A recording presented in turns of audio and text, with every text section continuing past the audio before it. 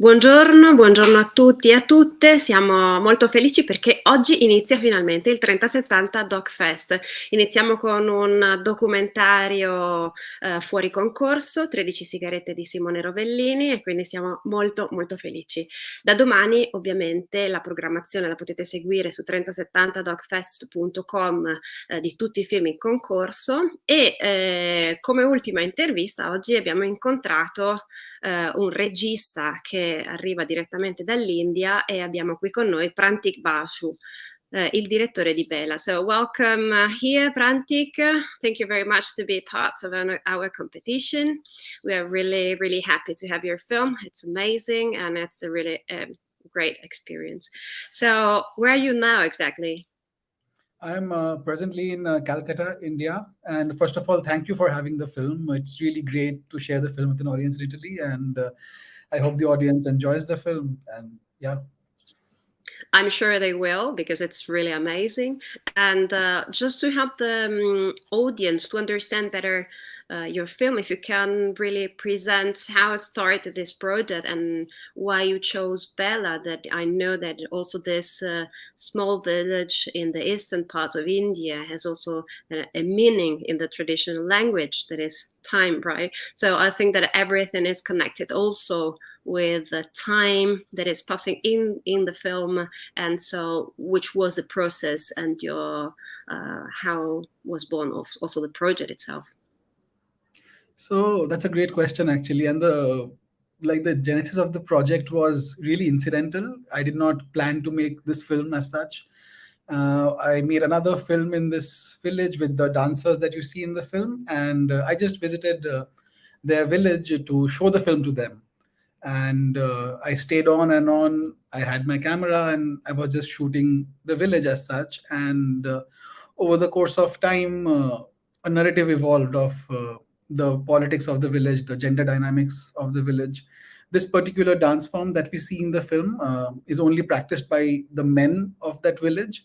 So I wanted to see what the women are doing parallelly at that point of time, and to see how this barrier of gender is there somewhere in arts or not, and how the village also is at the threshold of modernity and tradition. So there were so many questions that started coming up, and I started shooting without the idea of having a film. But eventually, I landed up myself with a lot of footage of the film, and what evolved was this sense of time, sense of time passing in a village. And the name of the village is Bela, and Bela also in Bengali, in the local dialect, it means time or the time of the day. So I felt as like a larger narrative is also about time in the village, and generally the time in between of modernity and tradition. So that became a starting point for the film. And also, what about the nature? Because there's a strong relationship between the nature and the human actions. It's not only the landscape, but it's really a fundamental part. And also, also this feeling of course, of magic that there's beside everything. So, if you want to explain us a bit this role and how did you link these two parts? So the relationship with nature to this particular art form itself is also very integral. It's an indigenous folk art form, and many of the dance movements or even the songs that they use in these performances are also very closely linked to that particular landscape. Like one of the dancers told me that the dancers, they have a very subtle neck movement, like where you almost feel the head is separate from the torso. It's a very subtle movement, and apparently that is inspired from the movements of the peacock. And so, like how the peacocks would move their head, it's a very distinctive movement. So that is how they get these movements for this dance. And there's a repeat pattern in the songs they use. Usually, they repeat every line they sing. It's always in a couplet format, repeated in two. And that interestingly comes from the landscape itself. It's a hilly terrain, and when they would call out to the other person somewhere far away, it would echo back. So they would hear their voice twice. So that's how, to have a certain realism in the songs, they had lines twice.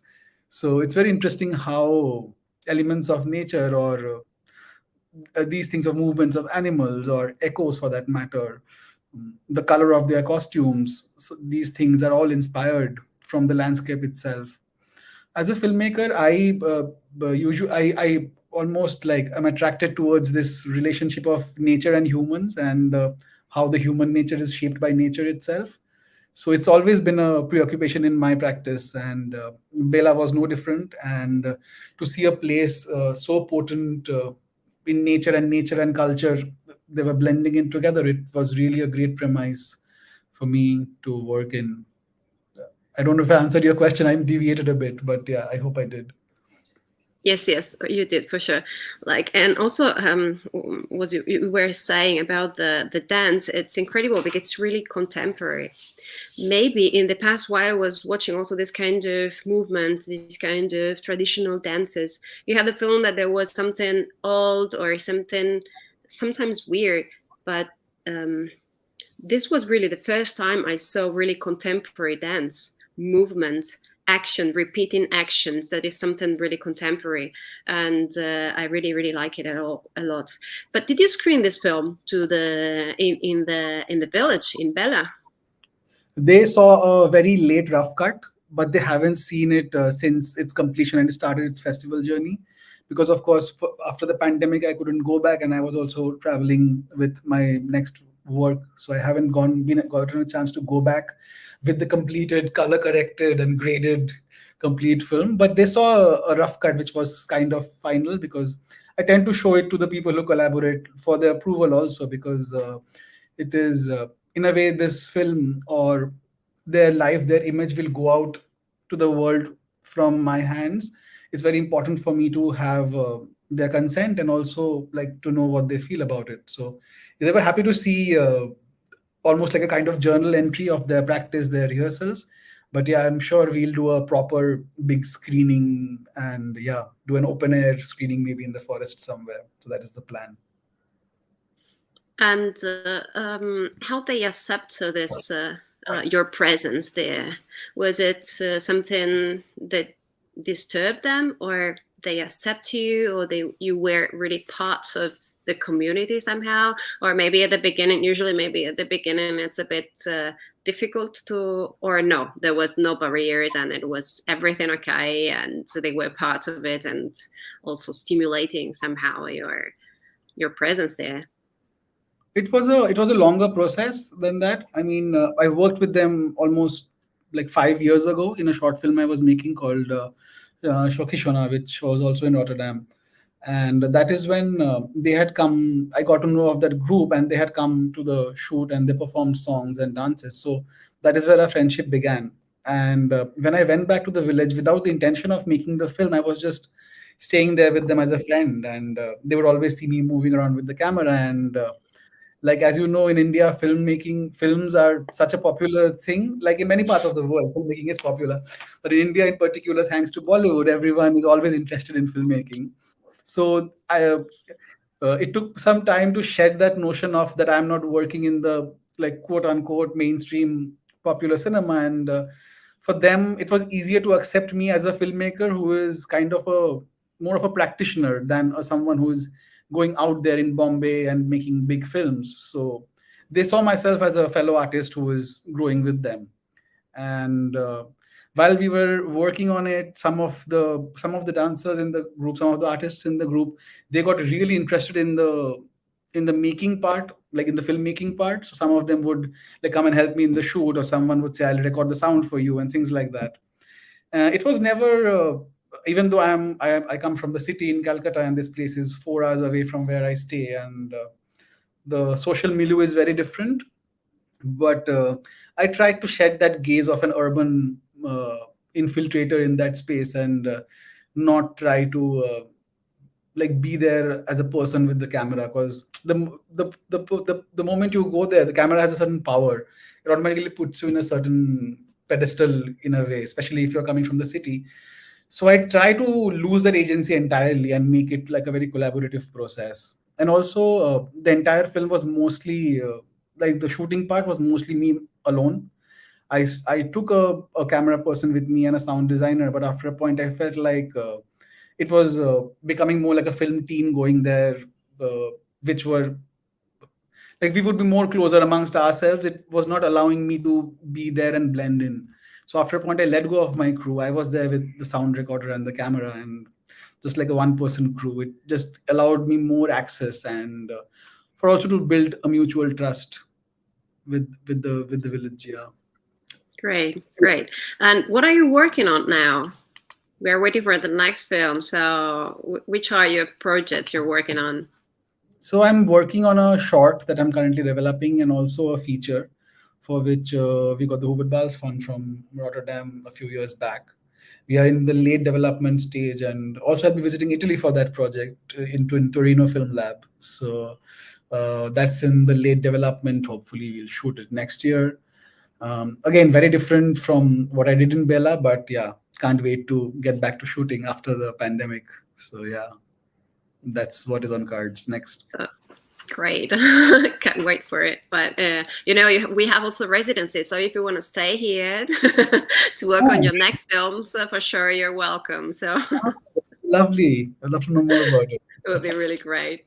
Yeah. So thank you very much, Prantik, to be with us and to give us the opportunity also to screen your film. And I'm going to remember to our audience that we're going to screen your film on Friday night, at 9 p.m. And I'm going to switch to Italian to explain also to the others. Vi ricordo che il meraviglioso film di Prantik, si chiama Bela, verrà proiettato venerdì sera alle 9 al Cinema Verdi, e quindi vi aspettiamo e siamo sicuri che vi piacerà moltissimo. Oggi finalmente iniziamo il festival e quindi tenetevi liberi per le prossime serate fino a domenica sera e buona visione a tutti. Grazie mille. Thank you very much, Prantik, to be here with us. Thank you so much. Have a great day.